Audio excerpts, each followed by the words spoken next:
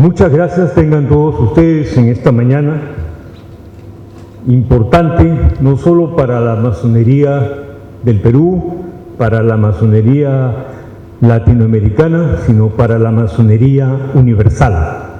En efecto, como hemos escuchado hace unos minutos o hace unos segundos en la intervención de nuestro gran maestro de masones del Perú, el doctor Carlos Antonio Tejeda Rojas, la masonería tiene un carácter universal no solo en el tiempo, sino en el espacio. Y en ese sentido, nosotros queremos dar nuestra más cordial bienvenida esta mañana al gran maestro del Ecuador, nuestro muy respetable hermano Héctor Vanegas y Cortázar, pero en primer lugar queremos gratamente invitar a la congresista de la República, Patricia Juárez, acompañada por el gran canciller de la Gran Logia del Perú, Felipe Reynoso Cervantes, que nos acompañe en la mesa de honor. Y le tributamos un cálido, sincero, merecido aplauso.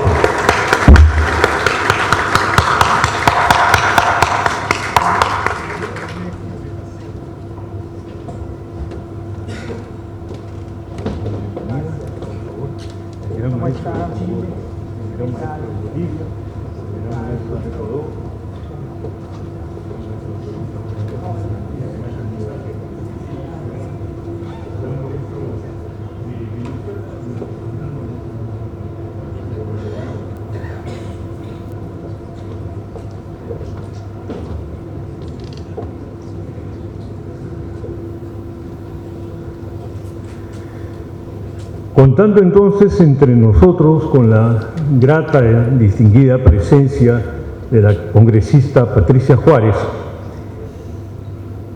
saludamos al muy respetable hermano Héctor Vanegas y Cortázar, gran maestro de la Gran Logia del Ecuador, al gran maestro de la Gran Logia de la República de Venezuela, José Gregorio Sardelli Bravo,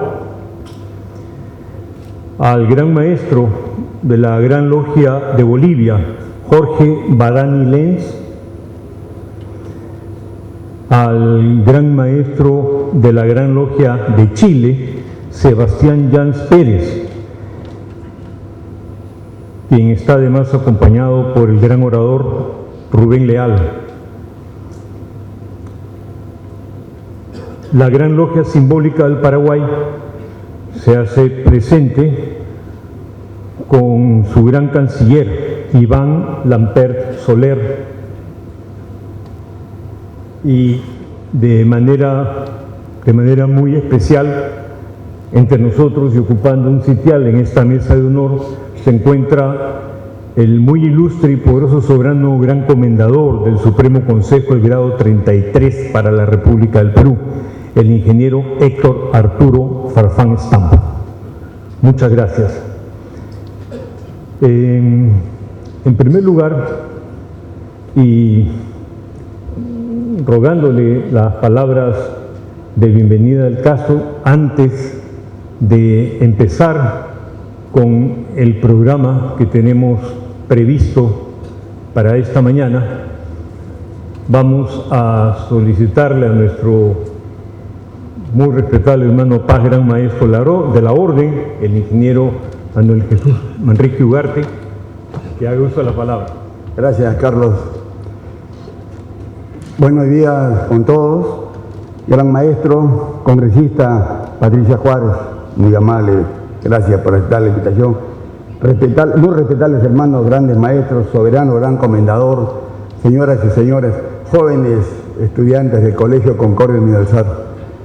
Bueno, la masonería hoy día se hace presente dentro del marco de estos 143 años en esta institución señera que es el Congreso de la República.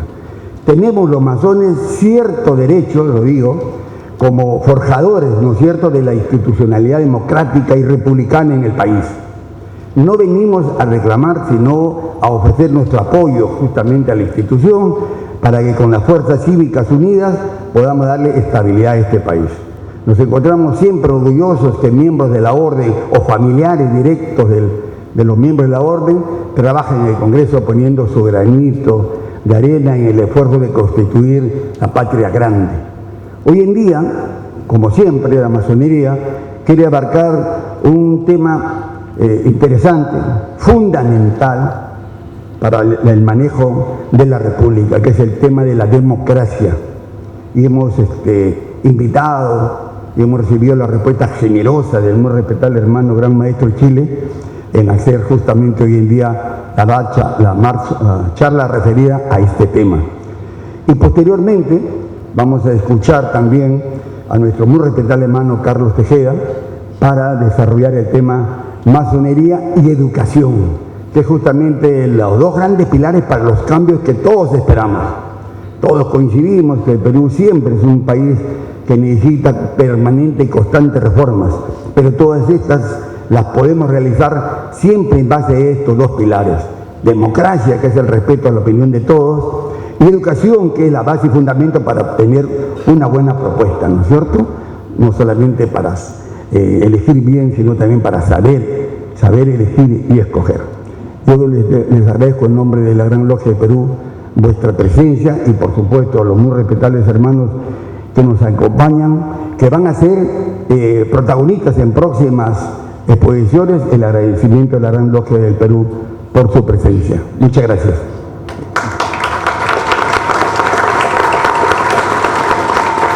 Muy respetable hermano Manuel Manrique, solicito se haga una o dos pequeñas variaciones. Pretendo comenzar yo con una breve introducción sobre lo que es masonería, política y educación, para que luego nuestro muy respetable hermano Sebastián haga su exposición y después de él los grandes maestros que nos acompañan en la mesa y el soberano gran comendador haga lo propio para que esta sea una intervención más plural. Si me permitís, con vuestra venia, muy respetable gran maestro masón del Perú, queremos hacer extensivo un saludo especial a nuestros grandes maestros de la orden, el muy respetable hermano Víctor Rabínez Alfaro y Galo Jesús Moncada Mau, que nos acompañan en esta mañana, así como nuestro tan querido hermano muy respetable Paz Gran Maestro de la Orden Hildebrando Elí Machucarau. Muchas gracias a ustedes por estar aquí esta mañana. Y continuando con la indicación, con la solicitud presentada por nuestro gran maestro, lo dejamos entonces a él en el uso de la palabra. Muchas gracias. En primer lugar, darles la bienvenida a todos, en especial a la señora congresista Patricia Juárez, a los grandes maestros que nos acompañan, Héctor Vanegas del Ecuador, Jorge Badani de Bolivia, Sebastián Llans de Chile, José Sardelli de Venezuela y nuestro soberano gran comendador del Perú. Para los que no son masones, que no son pocos, porque ahora me encuentro con que dentro del auditorio está un joven amigo de las aulas universitarias y de toda la carrera aquí presente. Hago extensivo también mi saludo a los grandes maestros Hildebrando Machuca Araujo, Víctor Rabínez Alfaro, Galo Moncada Mau y a todos los respetables y queridos hermanos, cada uno en sus cargos y oficios. Hablar de masonería, a los que no son hermanos masones, les voy a contar un poco la geografía de la masonería. Es muy diversa.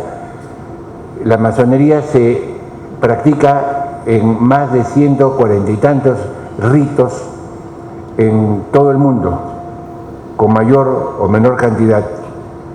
Cada gran logia, cada oriente, así le llamamos a los países, lo hace con un tono y un modo propio, pero el fin es el mismo: mejorar a nuestros adeptos y encargarles hacer bien a la humanidad.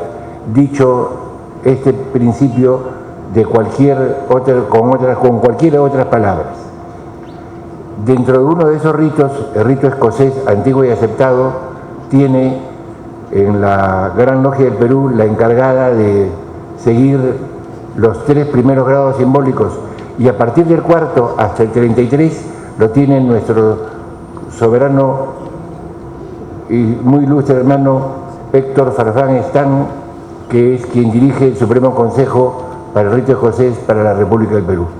Dicho esto, como introducción, dije, geográfica, vamos a hacer una brevísima descripción de lo que podemos considerar como masonería, como educación y como política. La masonería, tenemos en Perú 2 definiciones especiales que nos siguen siempre, en todo momento, como el sistema peculiar de moralidad velado por alegorías e ilustrado por símbolos, o como el estudio de la filosofía moral para conocer la práctica de las virtudes. Eso es en nuestros 2 ritos principales.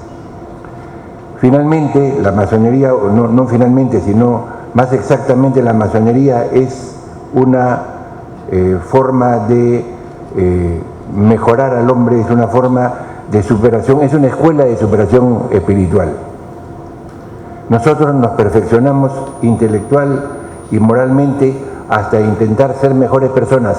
Escogemos de la sociedad los mejores hombres y nos encargamos de pulirlos y hacerlos mejores para, como dice nuestra Constitución y nuestra Declaración de Principios, encargarles hacer bien a la sociedad. Ahora, ¿qué tiene que ver masonería con política, masonería con educación? Tiene que ver y mucho con ambas. Les comento que fueron masones los de nuestras logias Paz y Perfecta Unión número 1, Orden y Libertad número 2 y Virtud y Unión número 3, los que en los primeros albores de nuestro proceso electoral, de independencia, escogieron y definieron el carácter republicano de nuestra patria. Establecieron que lo nuestro era una democracia y era una democracia republicana. La historia de ese tiempo es absolutamente bella en sus dramas y en sus idas y venidas, pero finalmente se impuso José Faustino Sánchez Carrión y la idea de Orden y Libertad número 2 para llevar al modo republicano de gobierno. Así que la masonería sí tiene que ver y mucho con política, pero creo más tiene que ver con educación, porque si nosotros decimos que buscamos el perfeccionamiento moral e intelectual de nuestros adeptos, eso lo hacemos básicamente mediante educación, mediante procesos de enseñanza y de trabajo intelectual y de trabajo iniciático que hacen nuestros propios miembros, es decir, según nuestro método, mediante la contemplación e interpretación del símbolo, es que nosotros obtenemos mayores y más conocimientos para así poder mejorarnos. Una vez que nosotros tenemos una mejora, una vez que nosotros nos sentimos mejores hombres, pasamos a intentar o hacer bien a la humanidad. Y no lo hacemos como la logia Virtud y Unión número 1, sino lo hacemos como Juan Pérez, miembro de esa logia que termina siendo alcalde, siendo diputado, siendo presidente, siendo presidente del Comando Conjunto de las Fuerzas Armadas, como lo es el actual, y así sucesivamente. Eso en cuanto a la educación. Y ahora nosotros pensemos un poquito cómo es la educación en nuestro país. En nuestro país, la educación pública está, si se quiere, venida menos frente a la educación privada. Eso es dramático en las escuelas primarias, lo es también en las escuelas secundarias y en las escuelas superiores, en las universidades.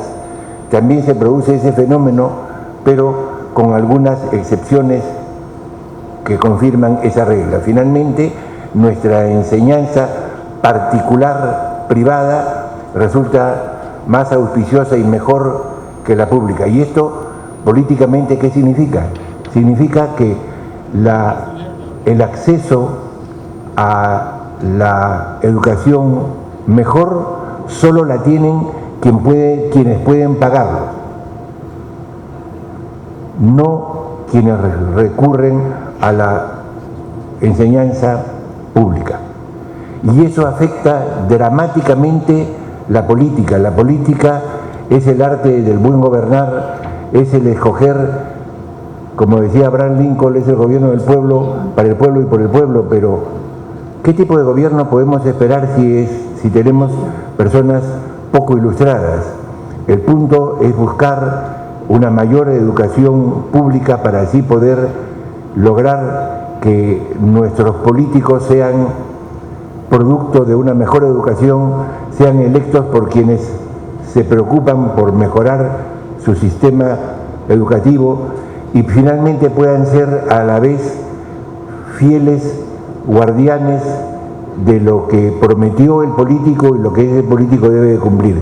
Educación es la llave incluso de la ascensión social, de los circuitos que van de abajo para arriba, de los pocos afortunados a los que son lo más, lo hacen mediante educación.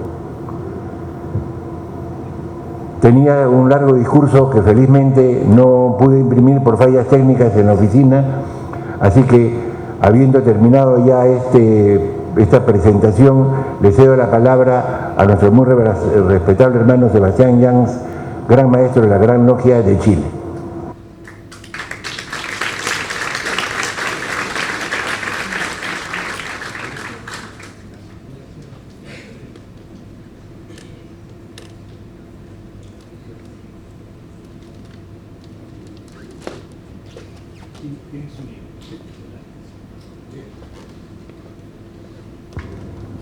Muy respetable hermano Carlos Rojas Tejeda, gran maestro de la Gran Logia del Perú.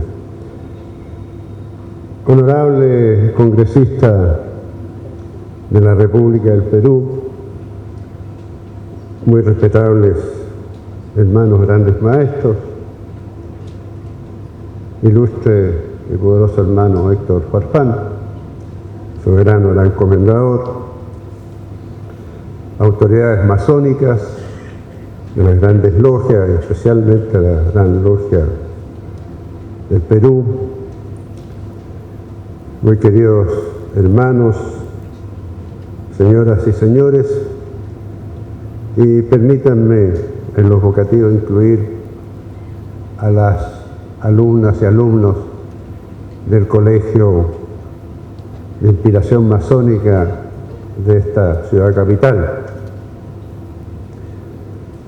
Estoy en este lugar invitado por la Gran Logia de los antiguos libres aceptados masones de la República del Perú, por especial consideración de su gran maestro, muy respetable hermano Carlos Tejeda Rojas, para exponer este foro de reflexión cuya orientación fundamental es la educación, en el marco de un nuevo aniversario de la Gran Logia del Perú, y donde he querido hacer un enfoque en mi intervención en la significación que tiene la educación en la sociedad, en su rol determinante en la democracia, a partir de la consideración republicana de que la sociedad por esencia es un sistema de ciudadanos, complejo en tanto sistema, pero donde las personas con discernimiento son capaces de tomar determinaciones de manera directa o a través de representantes para resolver las necesidades, aspiraciones e intereses y abordar los problemas que se conjugan permanentemente en los grupos humanos, siempre en contradicción y muchas veces, como todos lo sabemos, en confrontación. Hago esta exposición sobre la premisa de que la educación debe ser la base sobre la cual se construye la democracia y la ciudadanía. Sin ella las naciones serán siempre una expresión más bien, de la inarmónica relación entre señores y vasallos. Así entiendo que solo la educación permite la construcción del ciudadano como sujeto con libre discernimiento y por ende con conciencia del ejercicio democrático. Cuando se dan definiciones y objetivos de la educación puede haber muchas proposiciones en juego, de las cuales quiero citar aquellas que me identifican más plenamente. Desde ese punto de vista, los objetivos de la educación son construir la experiencia del conocimiento humano en los educandos, transmitir los valores sociales que permiten la articulación moral de la sociedad, generar experiencias con relación a los saberes y desarrollar habilidades y destrezas para abordar los desafíos de la vida, construir oportunidades fortaleciendo los talentos y las capacidades, desarrollar en el educando un pensamiento propio e incentivar una reflexión crítica, fortalecer su personalidad. Y lo más importante, desde el punto de vista de mi comprensión masónica, construir la libertad de conciencia como un derecho y como una praxis individual con perspectiva ética. Pero permítanme agregar dos objetivos más de mucha trascendencia. El primero, que toda educación es una acción de sociabilidad. En ese sentido, el educar no puede realizarse sino con relación a la sociedad en que los educandos se educan. Educar, en su sentido etimológico, tiene que ver con conducir, nutrir intelectualmente, entregar preceptos que deben ser observados, establecer basamentos de sociabilidad, es decir, construir civilidad, personas que se espera sean útiles para objetivos comunes de la sociedad. Allí se construye la legitimidad asociativa de todo individuo y los equilibrios morales entre las aspiraciones personales y los intereses colectivos. El segundo, que toda educación es una acción política, porque allí se forma el ciudadano, al individuo que se relaciona con la ley, con la paradójica expresión de los intereses en tensión que son posibles identificar en una sociedad compleja y republicana como las que tenemos, por ejemplo, en América Latina. Allí se produce el vínculo con las tradiciones, con el Estado-Nación, con la historia y la cultura. Es el espacio donde se adquiere pertenencia con una sociedad estructurada políticamente y donde además se debe adquirir una comprensión del mundo y sus evoluciones. Como debemos recordar, fueron los griegos los que nos aportaron la idea de república, de un espacio donde se vivía en comunidad, donde las personas se dispusieron a reconocer, por más o menos razones, qué ventajas tenía convivir y compatibilizar algunas necesidades o repulsiones para tener más seguridades y oportunidades. Así se construyó un espacio común fundado en la idea de que todo lo que fuera público importaba a todos y que había que establecer claramente qué era lo público y qué era lo privado. La cosa pública los involucraba a todos y no se aceptaba que alguien liderara la comunidad por derechos que no emanaran de la determinación de la comunidad ciudadana. Ni los dioses, ni reclamaciones de tradición o de alcurnia establecían derechos superiores para reclamar un trono o un gobierno.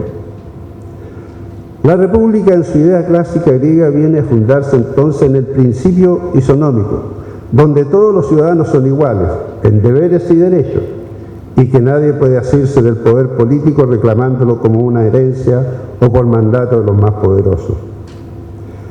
Pero los griegos también inventaron que esa república debía tener un sistema de gobierno que impidiera que aquellos que gobernasen lo hicieran apelando a argumentaciones de perpetuidad o con afanes autoritarios imponiendo su arbitrio.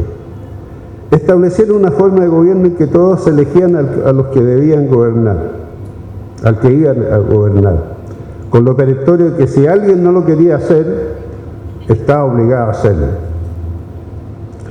En algún momento el gobierno era sorteado, una persona a través de un sorteo debía ejercer esa función.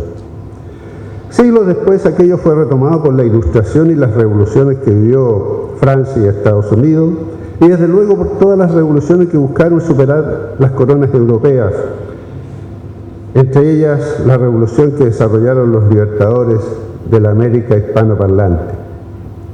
Así todos los territorios bajo el dominio de la corona española imitaron a Estados Unidos y se proclamaron repúblicas, Hubo intentos, como sabemos, de generar monarquías, pero fracasaron, aun cuando debieron avanzar más de un siglo para proclamarse algunas de ellas como democracia. El camino fue largo y cada país vio sus experiencias hasta que cerca de mediados del siglo XX y luego de una guerra mundial y en medio de una guerra de posicionamiento geopolítico que conocimos como la Guerra Fría, unos antes que otros hicieron la convicción común de reconocer que la democracia era la mejor forma de gobierno. Antes de ellos, desde la emancipación, como sabemos, se impusieron distintos caudillajes. Los que sembraron la idea de que era mejor un líder conspirativo, despótico, con tintes absolutistas, quienes debían dirigir a cualquier precio los destinos de un país, llegando muchos al poder a través del cuartelazo o por elecciones fraudulentas y amañadas. Ciertamente los sistemas electorales solo consideraban a unos pocos, los que tenían propiedades y privilegios, cuando había que elegir bajo una impronta constitucionalista. Porque antes de que hubiesen reglas democráticas, las que conocemos hoy día, el gran desafío en América Latina fue imponer reglas constitucionales, reglas que todos efectivamente respetaran y que no fueran burladas a través de chiquiñuelas o el asalto al Palacio de Gobierno. El esfuerzo de tener constituciones respetadas y respetables, por lo menos nos dio un lugar entre los civilizados, porque permitió que se fuera instituyendo el derecho y la legitimidad entre las naciones. Ciertamente se proclamaban constitucionalistas los aspirantes al poder y los despojados del poder. Cuando lo tenían, pocos se acordaban de las reglas. Entre medio de esas disputas, las necesidades de los propios proyectos de país llevaron a que incluso los dictadores tomaran conciencia de la necesidad de educar al pueblo y que educarse no solo fuese un beneficio para los que podían pagar un alto precio por ese lujo. Caudillos y dictadores positivistas consideraron que no podían tener un país sumergido en la ignorancia y donde solo se enseñaba a las masas el catecismo. En la medida que se fue diagnosticando la necesidad de letrados para la administración pública y para las empresas, fue haciéndose necesaria la alfabetización. Cuando la tecnología militar fue complejizándose, ya no bastaban los oficiales solo con un sable, que conducieran una tropa con mosquetes o carabinas con un tiro en la recámara. La tecnología militar hizo que se necesitaran soldados con más instrucciones. Cuando los emisarios de los gobiernos viajaban a los países económicamente centrales, debían viajar con cierta cultura. En fin, el propio orgullo nacional obligó a ampliar la cobertura educacional a un sector de la sociedad que no solo fueran los más ricos. Pero no debemos olvidar la importancia de la educación en el establecimiento del Estado-Nación y en su consolidación. Las nuevas naciones latinoamericanas necesitaban transmitir el relato que sustentaba el Estado-Nación y formar las élites que aseguraran su continuidad. Necesitaban burócratas, necesitaban letrados en las distintas instancias del Estado. La educación en América Latina permitió la formación o la consolidación de las clases medias y con ello, a través de la formación cívica, se fue ampliando la convicción de una política más apegada a las convenciones constitucionales. Pero los países siguieron postergando el voto universal, base de un sistema democrático verdadero. La educación fue una herramienta fundamental, sin embargo, para tener un fuerte componente de deberes y obligaciones de tipo cívico, y exaltación del patriotismo y el autoritarismo era una característica en su aplicación.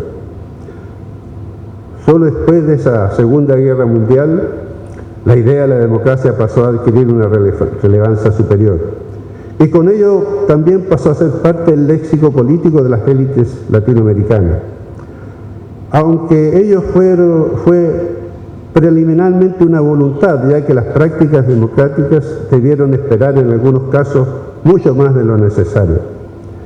Tal vez a partir del avance de las prácticas democráticas también se fue instituyendo la necesidad de un acceso a la educación más amplia, no solo en el simple propósito de alfabetización, sino con la impronta de una modernización de los países para asumir los desafíos de un mundo cada vez más tecnologizado y ante las falencias para hacer efectivos los proyectos de país que las élites proponían. La idea de progreso que se interpretaba en imitar a las naciones centrales, lo cual fue una meta obsesiva de los caudillos positivistas del siglo XX, bien avanzado en el siglo XX fue interpretada ahora como un progreso social, es decir, donde las personas pudieran educarse y adquirir bienestar.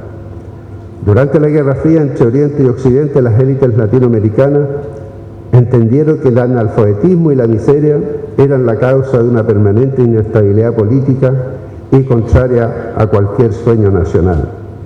De allí que se estableció la impronta de ampliar la cobertura educacional para lograr movilidad social.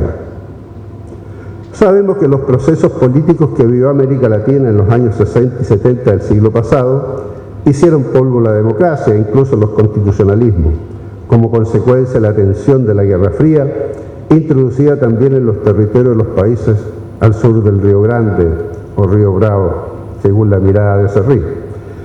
Pero vendría una nueva ola democrática hacia fines del siglo XX, luego de un control de daños de la sociedad al comprobar las huellas de las dictaduras.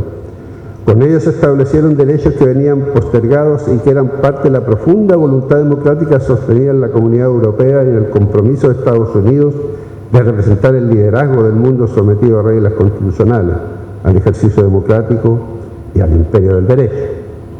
Uno de los grandes objetivos para quienes vivieron en carne propia la Segunda Guerra Mundial fue establecer un nuevo orden donde tratados y convenciones que obligaban a los estados y a sus gobernantes crearan condiciones para que las élites no tuvieran que llegar a la guerra y al derramamiento de sangre para sostenerse en el poder o resolver las diferencias.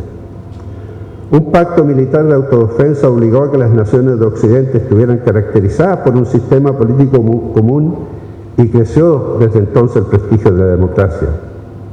Los grandes esfuerzos democráticos y democratizadores terminaron por derrumbar las bases de la Guerra Fría y al autoritarismo sostenido en el Pacto de Varsovia y en los autodenominados socialismos reales bajo la égida del Partido Comunista de la Unión Soviética. Nació una nueva era, es decir, se impuso el tiempo en que las dictaduras latinoamericanas y las dictaduras ideológicas se batieran en retirada.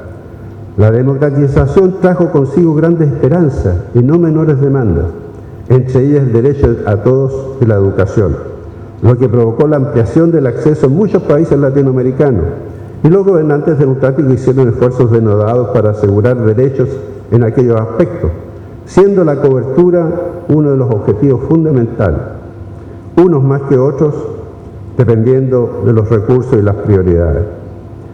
La democracia, sin embargo, al cabo del tiempo transcurrido desde entonces, no ha sido capaz de resolver problemas endémicos y ha ido siendo presa de los populismos. Liderazgos demagógicos son fáciles de escuchar en tanto acojan las demandas que los gobiernos democráticos no han podido resolver, sobre todo aquellas demandas que tienen que ver con la cotidianidad de las personas. Si bien los gobiernos democráticos han hecho mucho para cambiar los países, la memoria de las sociedades a veces olvidadiza, y cuando se han establecido derechos y grandes logros, ellos pasan a ser parte de la cotidianidad y lo que importa en el horizonte visual de los ciudadanos siempre será el vaso medio lleno. Hoy la democracia se encuentra en una crisis global. Los basamentos democráticos que han tenido su fundamento en el mundo occidental y que llevaron a gran parte de ese hemisferio a establecerla como un irrefutable sistema político se encuentran en un entredicho. No está el riesgo en los liderazgos autoritarios o populistas, sino en la pérdida de confianza de la sociedad respecto a cómo la democracia resuelve los temas cotidianos.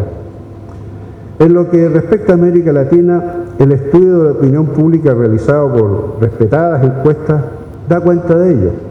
Por ejemplo, Latino Barómetro, un estudio que se realiza a través de 20.000 entrevistas en 18 países desde hace muchos años, centrada en actitudes, valores y comportamientos en torno al desarrollo democrático, a la economía y la sociedad, ha señalado en su más reciente estudio, a fines del 2024, que el 65% de los encuestados está insatisfecho de la democracia. La insatisfacción con los partidos políticos y con las instituciones de la democracia es ascendente. Ciertamente la mayor insatisfacción se encuentra en los más rezagados social y económicamente. Y es precisamente allí donde los populismos y los contenidos basados en argumentaciones elementales es donde más profundamente penetra. Es allí también donde va a penetrar con más fuerza en un discurso ideologizado. Si miramos el mundo actual y sus sistemas políticos, ciertamente en una gran mayoría de países hay elecciones de autoridades, pero ello no significa que estos países tienen un sistema democrático. De hecho, países de Europa Oriental, de Asia y África, que realizan elecciones periódicas y se advierte la alternancia del poder dentro de ciertos márgenes, no cumplen ni siquiera con los requisitos esenciales de la democracia, como son poderes del Estado autónomos, estados de derecho, igualdad ante la ley, prensa independiente, libertad de opinión, elecciones controladas por órganos autónomos con registro de electores verificables, libertad de asociación, un sistema político con contrapesos de poder, alternancia en el poder, etc. América Latina, sin embargo, es uno de los lugares del mundo donde aún la democracia tiene un arraigo de importancia, aunque sea con un 52% de apoyo social, según lo que indica el Latino Barómetro. Un 16% cree que es mejor un sistema autoritario y para un 25% da lo mismo cualquier sistema político. Sin embargo, cuando se trata de elegir liderazgo autoritario, estos encuentran muchas veces mayoría para ganar los gobiernos. ¿Dónde se encuentra en gran medida la crisis de la democracia? Podríamos señalar con certeza muchas razones de distintos ángulos de las disciplinas de la política, de la sociología, de la libertad, o sea, de la historia, de la economía, etc. Pero sin duda la causa más determinante, creo, está en la educación. Cuando hablamos de la importancia de la educación para el Estado-Nación en el siglo XIX y su continuidad en la primera parte del siglo XX, estábamos hablando de que aquella era un soporte para la transmisión del relato del país, que daba sentido y político a los nacionales en una perspectiva común. Así los gobiernos fueran justos o injustos, buenos o malos en un sentido de la conciliación social, eficaces o ineficaces, probos o corruptos. Muchos de los que vivimos la educación de los años 60 del siglo pasado, por ejemplo, recordamos que aquello que la transmisión del relato nacional en el proceso educativo era una parte fundamental. Si indagamos en los estudiantes de clase media de inicio del siglo XXI en el ejercicio democrático, estaremos conscientes que nuestros niños y jóvenes solo apelan a ello desde la lógica del hincha de fútbol. La democracia no tiene en la educación el mismo énfasis que marcaron los modelos del despotismo ilustrado del relato de Estado-Nación. Lo cierto es que la educación de la democracia no educa para la democracia. Si bien este tema se manifiesta en las carreras universitarias, no está en el sustrato de una formación que se manifiesta con énfasis sustancial en la educación primaria y secundaria. Yo revisé hace algún tiempo 12 programas educacionales de 12 países y el tema de la democracia no estaba claramente planteado, ¿no es cierto?, en los programas de estudio. Garantizada la libertad de conciencia, la educación en la democracia tiene rubores y contradicciones para no impartir adoctrinamiento. Esto, que es moralmente valorable, plantea un duro desafío. He tenido la oportunidad de compartir con estudiantes no universitarios y debatir con ellos, conocer sus motivaciones, jóvenes como los que están presentes, y siempre se advierten valores y principios morales destacables. Aceptan y legitiman una buena convivencia, se preocupan por el medio ambiente y creen en valores que la escuela y el medio familiar aportan. Pero enarcan las cejas cuando hay que definir modelos políticos de convivencia y sospechan de la política, del debate en las cuestiones que tienen importancia en la vida democrática. Muchos se incomodan de realizar manifestaciones cívicas que otorgan identidad. La doctrina que otorga legitimidad a un sistema democrático les es absolutamente ajena. En lo personal, creo que el gran desafío de las democracias es poder transmitir en los procesos educativos la certeza conceptual de sus virtudes y de sus reglas del juego. No puede ser solo un tema de la educación terciaria, en las disciplinas asociadas a las ciencias sociales. Educar para la convivencia basada en reglas democráticas es esencial para encarnar en las distintas generaciones el logro civilizacional que implica la democracia, porque ciertamente ella es la consecuencia evolutiva superior en la organización de la política de cualquier comunidad humana, vulnerable en su estructura, fácilmente desvirtuable. La democracia vive mayores amenazas que cualquier sistema político basado en la autoridad. Los argumentos de la democracia son el diálogo, los acuerdos, la negociación, la legalidad, las reglas constitucionales y el valor de la ciudadanía. Ciertamente una educación que considera aquello como un valor social, nacional y docente sería una enorme contribución a tener sociedades más libres, más justas y más igualitarias. Solo quienes tienen una profunda convicción democrática pueden generar los cambios que aseguren tan necesarios objetivos. Como masones, estos son temas que están en nuestra reflexión, están permanentemente a partir de que tenemos un objetivo moral en la sociedad. Y la moral para la democracia significa un gran aporte para superar aquello que habitualmente la desvirtúa, como son la demagogia y la corrupción. Muchas gracias, muy respetable hermano Carlos.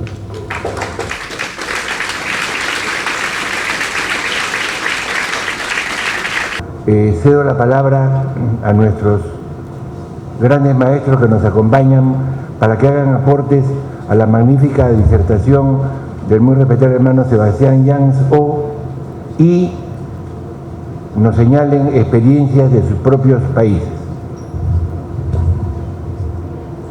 Nuestro muy respetable hermano Jorge Badani, de Bolivia. Gracias.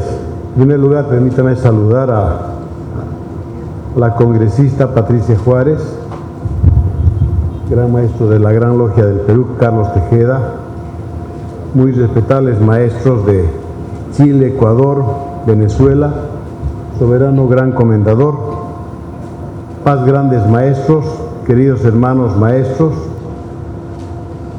compañeros aprendices, distinguida gran maestra de la Gran Logia Femenina del Perú, caballeros, jóvenes, solamente a las palabras que han vertido queda muy poco que agregar, pero compartir algunas ideas que tenemos los que nos dedicamos en alma, vida y corazón a la masonería. En realidad la masonería, como siempre lo decimos, busca el perfeccionamiento del ser humano, y las herramientas para ese perfeccionamiento son la educación, los principios y valores que practicamos en la orden. Estamos bajo los principios ancestrales de libertad, igualdad y fraternidad. Yo creo que comprender cada uno de esos valores es lo que nos va a llevar a una mejor masonería y a una mejor sociedad. Considero que la masonería, nuestra masonería, busca construir una sociedad más justa, un espacio donde haya mayor inclusión, donde se practique e impartan valores y que el objetivo sea que el ser humano se encuentre gozando de una libertad, gozando de una igualdad y gozando de una fraternidad. Nuestra labor no es sencilla, solo a través del ejemplo y de un acendrado amor al ser humano podremos lograr esos objetivos. Gracias, queridos hermanos.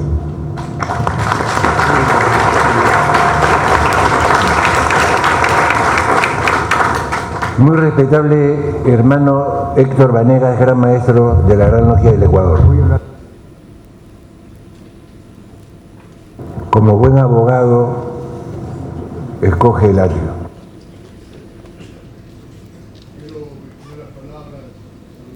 Maestro del Perú, y agradecerle por esta nueva reunión que convoca a varios grandes maestros de América para recordar nuestro compromiso de servicio a la sociedad y sobre todo de entrega permanente para hacer escuchar nuestra voz, para compartir nuestras experiencias y para ayudar a nuestros pueblos a mejorar la situación en que están. Saludar a los grandes maestros concurrentes, al soberano gran comendador, grado 33 del Perú, a la congresista que nos acompaña, a la gran maestra y la delegación de la Gran Logia de Mujeres del Perú, a los queridos hermanos, a los estudiantes que son el futuro, no solo del Perú, sino de toda América, y que como jóvenes ven hacia adelante lo que los viejos estamos haciendo. He escuchado con detenimiento la brillante intervención de Sebastián y de Jorge que me antecede. Y es evidente que todo el mundo se pregunta, ¿y qué son los masones? ¿Qué estamos haciendo aquí? Mientras siguen con el lunch que les han traído, preguntan, bueno, ¿y de qué se trata esta reunión? Y mejor dicho, este hombre que anda con el sombrero, ¿por qué anda con el sombrero? Todo esto genera casualmente que cuando un masón se pone frente a uno, surgen preguntas. ¿Qué es el masón? ¿Qué significa? ¿Hay masones? ¿Cuántos son?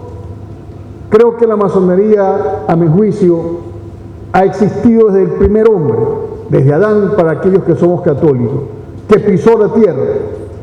Y desde el primer hombre que pisó la luna, Neil Armstrong, porque era masón. Es evidente que si es cierto que los alienígenas, los extraterrestres, pisaron este mundo, también fueron masones. Porque si nosotros revisamos las grandes estructuras y los grandes monumentos que todavía están de pie, casualmente forman parte de todo lo que nosotros enseñamos y aprendemos al interior de nuestros templos. Sus figuras, sus palabras secretas, son transmitidas a través de aquello que viene de la antigüedad. Por lo tanto, la masonería es tan antigua y será tan presente aun cuando el hombre se extienda los futuros siglos hacia adelante. Y los grandes cambios que ha tenido la humanidad ayer y los que tenga hacia futuro los ha generado la masonería. Porque si estamos hablando de democracia, si estamos hablando de igualdad, de equidad, de humanismo, fueron los masones los que trajeron esos principios. Fueron los masones los que permitieron que la mujer tenga su derecho al voto, que sea trabajadora pública, que sea magistrada. Fueron los masones los que dieron igualdad a las clases sociales y que dividieron esta división de riquezas.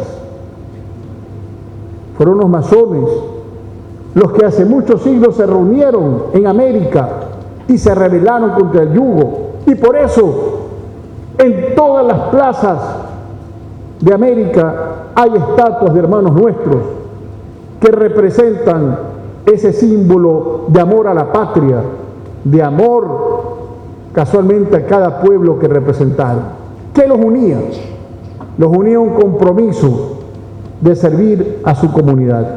Y todos ellos eran como ustedes, jóvenes imbuidos en un deseo ferviente de servir a su nación, de entender la necesidad de no estar contentos con lo que está viviendo ni el Perú, ni el Ecuador, ni Chile, ni Bolivia. Esta falta de trabajo, esta falta de seguridad, esta presencia de una falta de una economía fuerte nos hace a todos llamar la atención de que los gobiernos han fracasado en su norte. Y qué mejor que sea en este lugar del Congreso donde se abran estos debates para entender que no estamos contentos y que le corresponde a la masonería como guía moral, ética, volver a alzar su voz, volver a conjugar las ideas y volver a decirles que estamos presentes. Nosotros somos un grupo humano que formamos parte de una fraternidad, que evidentemente estamos pendientes de lo que pasa en nuestros países. Y como bien lo dijo Sebastián, hay problemas muy serios en la democracia. Tal vez no sea el sistema más idóneo ni el más perfecto, pero a lo largo de la historia de la humanidad resulta ser tal vez el más justo, con todos sus errores. Creo, queridos grandes maestros, que tenemos que repetir este tipo de seminarios en todos nuestros países. Los invito a que, al igual que hemos venido hoy al Perú, visitemos cada una de nuestras naciones para que estas ideas queden plasmadas. La masonería, queridos hermanos y jóvenes, está presente. Hoy día ustedes se van a ir con una inquietud y seguramente llegarán a su casa, abrirán el internet y comenzarán a preguntar: ¿qué es la masonería? Conocimos unos masones, ¿qué es? Y de eso se trata, sembrar en cada ciudadano una inquietud. No todos, y así tiene que ser, los que tengan inquietud y toquen la puerta van a ser recibidos. Somos una fraternidad que selecciona el ingreso, que escoge a aquel hombre que tiene que ser pulido y que rechaza la vanidad, los egos y las ambiciones. La masonería está presente y estará presente cuando nosotros ya no estemos. Muchas gracias.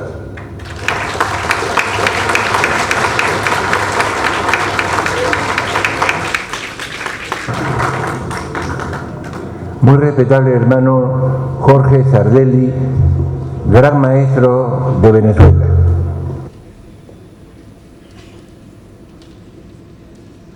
Muy buenos días.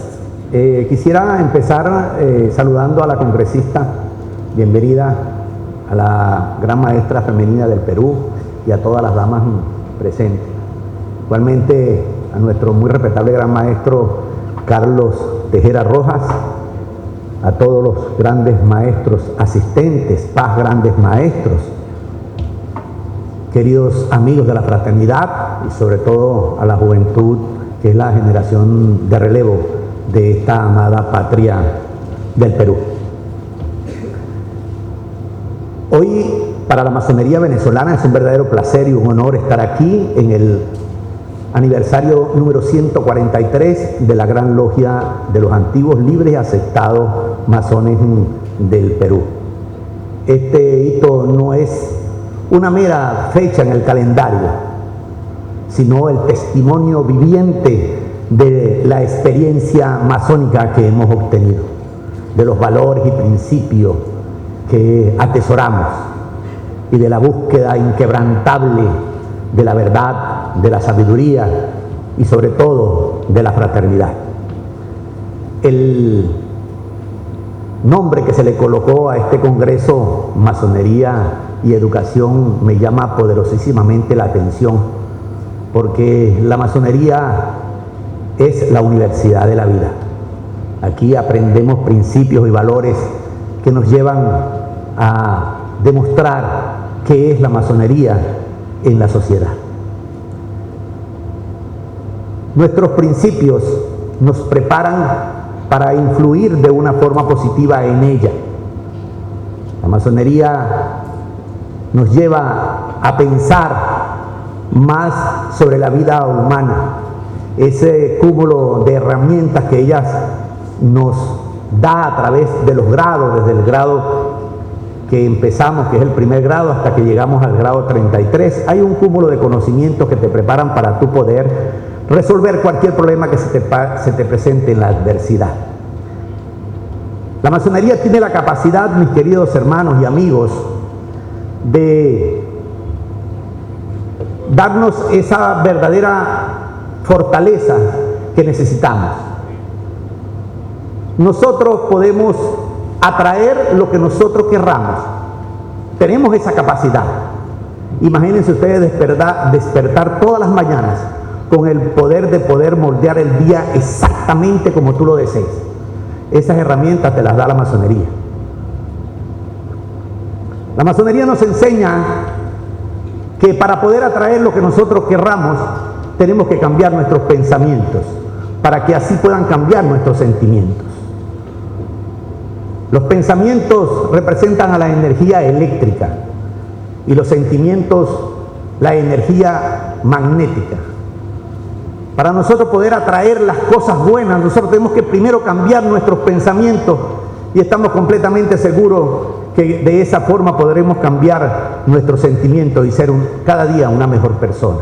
De eso se trata la masonería, de hallar la verdad, de instruirnos unos a otros y llevarlo a la sociedad y poder influir, como lo dije anteriormente, de una forma positiva. Agradecido eternamente con usted, mi muy respetable gran maestro Carlos Tejeda, por la invitación. Felicitamos a la Gran Logia del Perú por los 143 aniversarios y nos sentimos muy orgullosos de poder compartir este escenario con ustedes. Muchísimas gracias.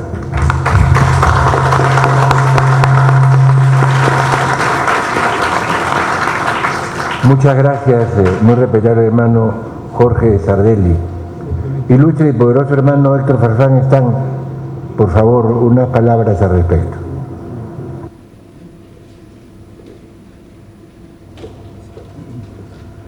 Buenos días con todos. Quiero saludar a nuestro gran maestro de masones del Perú, a los hermanos gran maestros de Bolivia, de Chile, de Venezuela, a la delegación que ha venido de Paraguay, de igual manera que saludar a nuestra gran maestra de la Gran Logia del Perú, a todos los ilustres pobres hermanos, respetables y queridos hermanos, a los alumnos del Colegio Gobierno Universal. Veramente es una ceremonia para nosotros muy simpática, de mucho aprendizaje. Tenemos que meditar mucho las palabras de allá. Estamos acostumbrados a que nos dé unos mensajes extraordinarios y esperemos que eso nos sirva.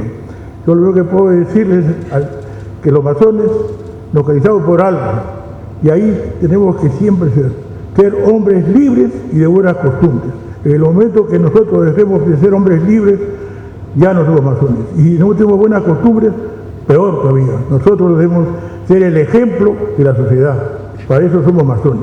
Debemos de trabajar en pulir nuestra piedra bruta para llegar a ser una piedra pulida y ser hombres buenos para la humanidad, hombres buenos para nuestra república y hacer que nuestro Perú sea cada día más grande. Felicito a nuestra Gran Logia del Perú, que el día de mañana cumple 143 años del levantamiento de columnas, a nuestro gran maestro y a todos los hermanos. Todos nosotros pertenecemos a la Gran Logia del Perú. Para ser miembros del Supremo Consejo tenemos que ser maestros masones regulares con 1 año de antigüedad. Y ahí vamos recién a tomar el grado 4 y de ahí avanzaremos hasta llegar al grado 33. ¿Y cómo lo hacemos? Estudiando y estudiando, preparándonos muy bien para volver a repetir, y como esto termino, para siempre ser hombres libres y de buenas costumbres. Muchas gracias.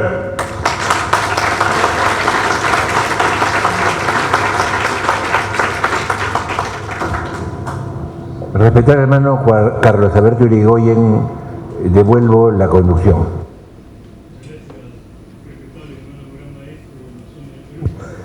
A continuación vamos a pedirle, a solicitar la palabra de nuestra distinguida congresista Patricia Juárez.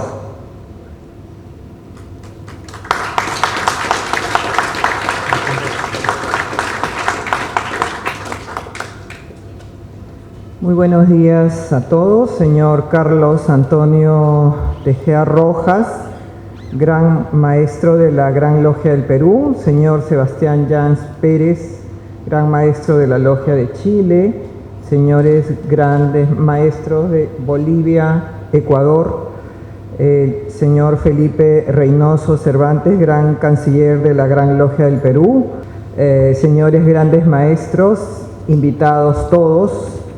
Es un honor dirigirme a ustedes en mi condición de primera vicepresidenta del Congreso de la República en este evento tan significativo donde reflexionamos sobre el papel de la masonería en la construcción de nuestra democracia y en la promoción de la educación en nuestro país. La historia de nuestro país está profundamente ligada a la labor de ilustres masones, cuya visión y entrega han sido parte de la lucha por la libertad y el progreso. Desde nuestra independencia, la masonería ha participado en la conformación de una nación libre y soberana. No podemos hablar de nuestra emancipación sin reconocer la participación de figuras prominentes que, inspiradas en los ideales de igualdad, libertad y fraternidad, contribuyeron decisivamente a la independencia del Perú y a la consolidación de nuestra República. Entre ellos destaca Javier de Luna Pizarro, primer presidente del Congreso, quien tuvo un papel fundamental en la redacción de la primera Constitución Política de 1823. Su compromiso con la institucionalidad y su lucha por un Estado organizado sentaron las bases del orden jurídico de nuestro país. Junto a él, otros personajes ilustres como José de San Martín, Simón Bolívar, Toribio Rodríguez de Mendoza, compartieron el sueño de una América libre, promoviendo la educación como herramienta de transformación social. No podemos olvidar el legado de personajes como Hipólito Unanue, quien desde su posición como médico y estadista contribuyó al desarrollo del pensamiento científico y educativo en el Perú. También José Faustino Sánchez Carrión, defensor del republicanismo y de una nación basada en principios democráticos. La masonería a lo largo de nuestra historia republicana ha sido promotora de los valores democráticos y de una educación basada en el pensamiento crítico y la ilustración. Las logias han sido espacios de diálogo y reflexión donde se cultiva el patriotismo y el compromiso con el desarrollo nacional. En ese sentido, el Congreso de la República reconoce el aporte de la masonería a la consolidación de nuestra democracia y el fortalecimiento de la ciudadanía.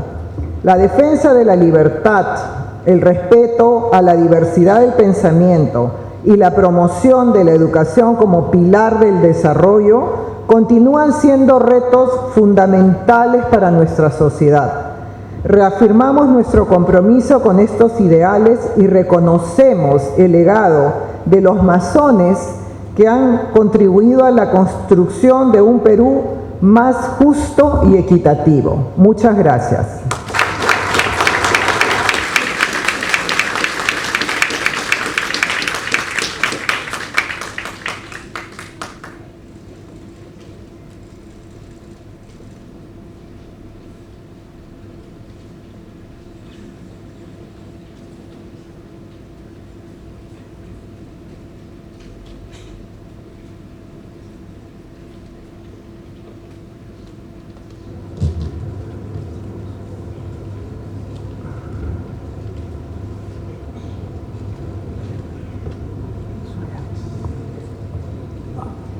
Antes que se retire la congresista Patricia Juárez, porque tiene un evento importante justamente en el Congreso, vamos a pedirle a nuestro... ¿La acompaña? Pero nuestro muy respetable hermano de masones, la foto para clausurar el evento, gran maestro, nos haría el honor de tomar la palabra.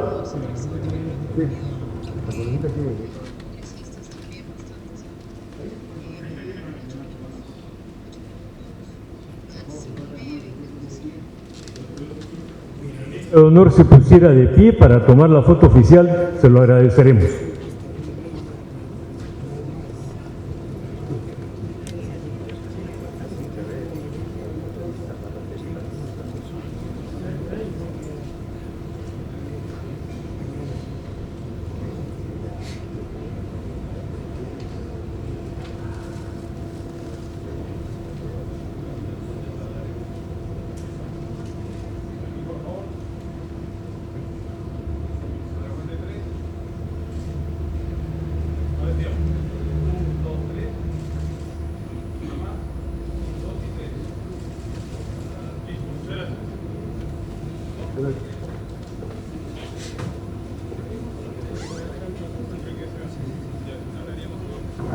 Damos por clausurada esta charla sobre masonería, educación y política, agradeciéndole a todos la concurrencia, no siempre muy fácil en día de semana y en horario de trabajo. Van a esperar en su sitio unos minutos los los grandes maestros, el vice gran maestro, los muy respetables hermanos y los cancilleres nos acompañan, por favor, al Salón de Embajadores. Muchas gracias.